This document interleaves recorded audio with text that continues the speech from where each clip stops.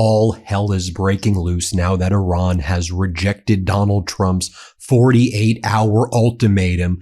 Get out of the Strait of Hormuz or else we are going to unleash an attack on Iran's energy infrastructure. Iran responded, you do that, we're going after the energy infrastructure and other infrastructure of Arab nations that support the United States of America, to which Donald Trump is now escalating matters. And according to sources in Israel, a ground invasion of Iran appears to be imminent, with those Marine expeditionary units that are on their way to the Middle East. So let's talk about what's gone down. And we also need to talk about something that's not getting nearly enough attention, that the flow of LNG, liquefied natural gas, from the Gulf is expected to come to an abrupt end in the next 10 days. There will be no more LNG from the Middle East. That would be absolutely catastrophic. Let's talk about the sequence of events. Donald Trump makes the ultimatum, all caps, social media post, abandon the Strait of Hormuz, Iran, or else. To which Iran says, you can threaten us. We're not responding to threats. And here's what Foreign Minister Araghchi of Iran writes. Strait of Hormuz is not closed. Ships hesitate because insurers fear the war of choice you initiated, not Iran. No insurer and no Iranian will be swayed by more threats. Try respect. Freedom of navigation cannot exist without freedom of trade. Respect both or expect neither. The head of Iran's parliament, MB Ghalibaf, writes, immediately after the power plants and infrastructure in our country are targeted, the critical infrastructure, energy infrastructure, and oil facilities throughout the region will be considered legitimate targets and will be destroyed in an irreversible manner. And the price of oil will remain high for a long time. And throw down what is in your right hand. It will swallow up what they have made. He also writes, alongside military bases, those financial entities that finance the U.S. military budget are legitimate targets. U.S. Treasury bonds are soaked in Iranians' blood. Purchase them and you purchase a strike on your headquarters and assets. We monitor your portfolios. This is your final notice. So we have these Marine expeditionary units that are headed right now to the Middle East, as Israeli officials have been telling their local media. And I've also told the Washington Post, the Marines heading to Iran are not coming for decorations, and Israel is supporting this ultimatum to attack the energy infrastructure and for this ground invasion to take place. The U.S. State Department then issued a worldwide caution to all Americans in the region. Groups supportive of Iran may target you if you are in this region. Exercise caution. All Americans in the Middle East are now potential targets of Iran. Now, the Arab nations are now saying, we don't support any deal at all, Donald Trump, unless Iran is thoroughly destroyed. You can't leave this mess that you created until you fully defang Iran. You can't declare one of your fake taco Trump always chicken out victories and leave. We will never invest in the United States ever again if you do that. Say goodbye to all of your financial interests from the Middle East. Say goodbye, because you leave, you abandon us, we are done. So they're saying, you better go all in, invade, see this to the end. We support you taking out Iran. Anything else we can't support, because look what you've created in the Strait of Hormuz. You've set our countries back 10, 20, 30 years. So 4 senior Gulf officials are saying UAE, Saudi Arabia, Bahrain, and Qatar are pressing for the war to continue until Iran's military capabilities are decisively weakened, the Times of Israel is reporting. Ending the war now with Iran still in possession of the tools it is currently using to target the Gulf countries would be a strategic disaster. They are pushing Washington to keep striking, with others going further. A second official said Saudi Arabia and the UAE are even weighing whether to join U.S.-Israeli operations, but I think they want to see American Marines going first, die first for them before they consider joining this. The core demand is damage and degradation. Officials say Iran's missile and drone production must be dismantled, saying that even if Tehran retains the know-how after the war, generational damage would be sufficient. Still, the Gulf is not fully aligned. Oman is calling for de-escalation, drop site reports. Officials say the UAE is driving the hardest line, and others are less hawkish about how long the war should continue. Now, Israel, of course, is saying we fully support these troops.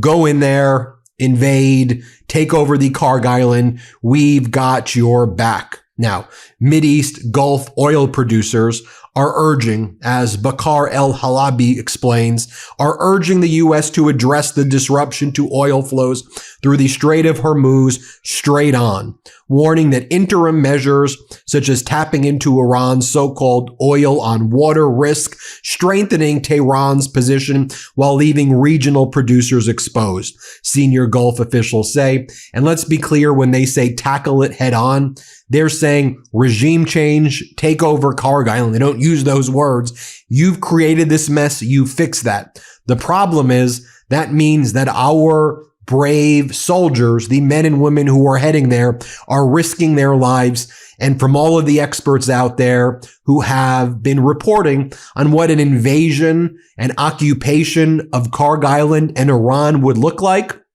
it would make the disasters in Iraq and Afghanistan look like peanuts compared to what would likely take place and the mass casualties our troops would face.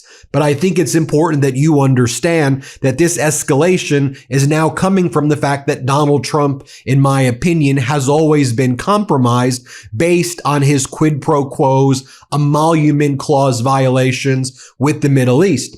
Trump is now being pressured by these Middle East. We did pay for play. We've given you all of this. We've done all of this for your family. Now you're just going to leave us to dry. You need to send these Marines in. Look what you've done to this region. We're going to screw you over, and we're going to make sure you suffer if you don't send Marines. That is one of the big problems when the president puts his personal interests, in my opinion, above the interest of the country. Now, the CEO of Saudi Arabia's Aramco, the world's largest oil company, abruptly withdrew from one of the biggest energy conferences, which was set to take place in Houston today, as the situation gets worse and worse and escalation heightens. The conference was set for today when Donald Trump's ultimatum expires. And again, one thing to focus on as well, Faitooks and Khan News explain, we've been talking about this for a long time. Watch what happens in the Red Sea. The Houthis are waiting on their activation order from Iran. They've shown before capabilities of shutting down the Red Sea. Right now, the Strait of Hormuz in the Persian Gulf is being fully controlled by Iran with an iron fist. If the Houthis control the Red Sea, forget about it. Oil, $200 a barrel in no time right there. Why don't you listen to, if you don't want to listen to me, let's just say you're a MAGA person watching this and you're watching me for the first time and you're like, I've heard that you're a lefty, progressive, whatever you want to say. Okay. Well, what about your own guy, Joe Kent, who was one of Donald Trump's top officials? He was Tulsi Gabbard's number 2. By the way, I think Tulsi either resigns or gets fired this week or next week. We'll see if my prediction's correct, but I think she'll be gone pretty soon, whether it's a day, 2 days, a week, 2 months. I think she's gone soon. Well, Joe Kent was her right hand, and Joe Kent warning against escalation further, especially plans involving invading the Karg Island. He argued that sending U.S. troops there would be a major mistake. It would essentially be giving Iran a bunch of hostages on an island that they could barrage with drones and missiles and also petrochemicals as well. Look, folks, Russia and Iran are also being very clear about their alliance with each other. Just in the past 24 to 48 hours, Russia's President Vladimir Putin congratulated Iran's President Pezeshkian, calling him a loyal friend and reliable partner in the region. They're not even hiding it, folks. They're not even hiding it at all. Now look, this is super important. If you used Medicare.gov to get Medicare Advantage plan information, you may want to double check your plan. The provider directory had inaccurate information on it, and it's possible you signed up for a plan that doesn't actually cover your existing doctors. Listen, folks, it's easy to choose the wrong Medicare plan, and unfortunately, Medicare mistakes can cost you thousands of dollars. That's why we partner with Chapter. When you need to choose a Medicare plan, call them. They're the only national advisor that compares and recommends every Medicare plan across Medicare Supplement, Medicare Advantage, and Part D. And they've helped people save over $1,100 on healthcare costs. In fact, they've helped hundreds of you in the MeidasTouch community save thousands and get better coverage. These guys won't push you to buy a plan you don't want to, and their support is completely free. So if you're on Medicare or will be soon, call them at 82 Medicare. They'll help you understand enrollment options and find ways to save on your healthcare. Again, call them at 82 Medicare. Now, share with you what some French business leaders and former government officials had to say. Patrick Pouyanné, CEO of the French oil giant Total Energies, cautioned against dragging out this war any longer, this Israel-US war against Iran, saying that we will have some real impacts and all of the economies of the world will be damaged. Frankly, we're already seeing that. Now, as the United Arab Emirates says, this makes our ties with Washington stronger. We must go all in on Washington. A former French ambassador, Gerard Araud, says, strange. It means deepening your dependence on a country that has led yours into a disastrous conflict without caring about your interests. Meanwhile, Pope Leo XIV is calling for de-escalation, saying that this war in the Middle East is a scandal to humanity. And we already know that Israel has obliterated Beirut in southern Lebanon and these suburban areas there. Israel's military generals say the war against Hezbollah is just beginning. Remember, they've called up 450,000 ground reservists. They changed their law to allow for that. And whereas they say they're going after Hezbollah, which is a terrorist group, they're killing hundreds, if not thousands, probably thousands of civilians in southern Beirut, doctors and mothers and children and fathers, and not Hezbollah. And although they're targeting some Hezbollah, they just blow up the whole area basically. And now they're threatening an invasion there. And the deaths also continue to pile up in Gaza. And we cannot forget that there was never a ceasefire in Gaza, and innocent babies and children and mothers and others continue to be killed in Gaza by the hundreds and the thousands since the ceasefire was announced. By the thousands, frankly, since the ceasefire has been announced, which I've always been saying here on the MeidasTouch Network was never a ceasefire at all. I want to give us a few more data points that I think are very important. First, what I want to share with you is this Iranian spokesperson who went on Channel 4 News, spoke with well-known reporter Kathy Newman. And Kathy Newman says, hey, you're striking gas fields in Qatar. These aren't military targets. The Iranian spokesperson says, we're targeting U.S.-linked assets. Kathy goes, no, you're striking a gas field in Qatar. The Iranian spokesperson says, don't interrupt me. Who struck our gas fields first? We're defending ourselves. Kathy goes, but a gas field isn't a military target. And the Iranian spokesperson says, then why were ours being targeted? Meanwhile, the IRGC, the Iranian Revolutionary Guard Corps spokesperson, Ibrahim Zulfgari, mocked Donald Trump in English and said, you're fired, Donald. You're fired. Here, play this clip. Hey, Trump, you are fired. You are familiar with this sentence. Thank you for your attention to this matter. The central headquarters of Khatam al-Anbiya. Now, this isn't getting a lot of attention, so we of course need to be focusing on it more here on the MeidasTouch Network.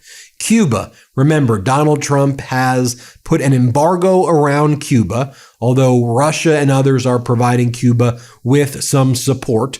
And Donald Trump is threatening an invasion of Cuba, and he says he wants to take over Cuba. The Cuba government, Al Jazeera reports, says it's now prepared for war. It's prepared for U.S. attacks, and they say they are getting their military ready. Here's Cuba's deputy foreign minister saying that Cuba's military is preparing for the possibility of military aggression with the United States. And I think this isn't being talked about enough. But do you think that when Russia brought over oil and supplies to Cuba, that they potentially brought over Shahed drones made by Iran? While Donald Trump is refusing to stand up to Putin, would it shock you? I don't know whether this is true or not. I'm just using common sense here. When these big Russian ships are pulling up to Cuba, do you think maybe Russia's also dropping off some of its military specialists, some of its elite military units, and also Shahed drones that are capable of striking the United States? I don't know, but knowing the history of the region and knowing how Russia plays these things, that's probably what's going down. But here, play this clip. Our military is always prepared, and in fact, it is preparing these days for the possibility of military aggression. We would be naive if looking at what's happening around the world, we would not do that. But we truly hope that it doesn't occur. We don't see why it would have to occur, and we find no justification whatsoever. Why would the government of the United States force its country to take military action against a neighboring country like Cuba? And then I find this absolutely fascinating. I'm not sure the right word is fascinating. You could fill in the right word right here. You have Benjamin Netanyahu going on Israeli TV and also going on Fox yesterday, basically saying, Europe, you need to join. Europe, look at the ballistic missile range that Iran was able to go after the military base in Diego Garcia. It should be noted that even NATO's Mark Rutte, who's really demonstrating to be a Trump sycophant, even he and NATO are saying, we can't say for sure that this ballistic missile actually came from Iran. That's what NATO is saying, by the way, which I find fascinating that NATO is saying that. But here Netanyahu is saying, Europe, we need you. And all these other countries, we need your help. Okay, well then why didn't you and Donald Trump try to explain to them what the hell you were going to do before invading Iran and creating this crisis in the first place without doing it with our allies? Here's what Netanyahu said. The third thing they did is they fired an intercontinental ballistic missiles 4,000 kilometers right into Diego Garcia, the American-British base. They can reach now with these ballistic missiles everywhere in Europe, almost everywhere in Europe. I've been warning that for years. The fourth thing that they did is that they shut down the important maritime strait of Hormuz, trying to blackmail the world with oil terror blackmail. Four things that they're doing in 48 hours. And I asked the leaders of the world, the leaders of the free world, the leaders of the moderate states, what more are you waiting for? President Trump has correctly said that Israel, the United States and Israel in this great partnership, we're fighting the battle not only for ourselves, but for all of you. And he asked a simple question, where are you? And it's time to heed President Trump's call, his leadership and his vision, not merely for our sake, but for your sake. Now, remember when Donald Trump said, well, whatever, or before, when he's like, we didn't strike the energy infrastructure, Israel did. We had nothing to do with it. Well, here was Netanyahu yesterday saying, whatever we do together. The U.S. and Israel are always on the same page of all strikes. So remember when Donald Trump's like, we didn't know who did the South Pars energy facility destruction. We didn't do it. And then Iran retaliated by hitting the northern energy fields of Qatar, basically destroying 20-30% of that facility, which is responsible for 20% of LNG, liquefied natural gas, and massive portions of that were destroyed. Well, anyway, here's what he says. Whatever we do together. Play this clip. Overnight, President Trump said that if in 48 hours the Iranians don't open the Strait of Hormuz, that there will be strikes against the power grids in Iran. Will you participate in those strikes? And what do you think should happen next in this campaign? I think President Trump knows exactly what he's doing. And whatever we do together and as far as possible in confidence. As the prime minister was leaving, I asked him about President Trump, and he talked about the great relationship that these two leaders have amid Operation Epic Fury. The operation has now entered week 4, and we do anticipate heavier strikes against the Iranian regime in the hours and days ahead. Guys? Now, finally, you have Netanyahu saying, look what Iran has done. Look what they've done. They're targeting our civilians here. Look how they've destroyed. This just shows you how not legitimate they are. Now, let's be very clear. Of course, we should condemn in the strongest terms Iran targeting civilian infrastructure and shooting rockets and shaheeds at civilians. Absolutely. At the same time, Israel has killed 75,000 or more, mostly innocent people, mostly all innocent people in Gaza in one of the biggest and most despicable massacres in the history of humankind.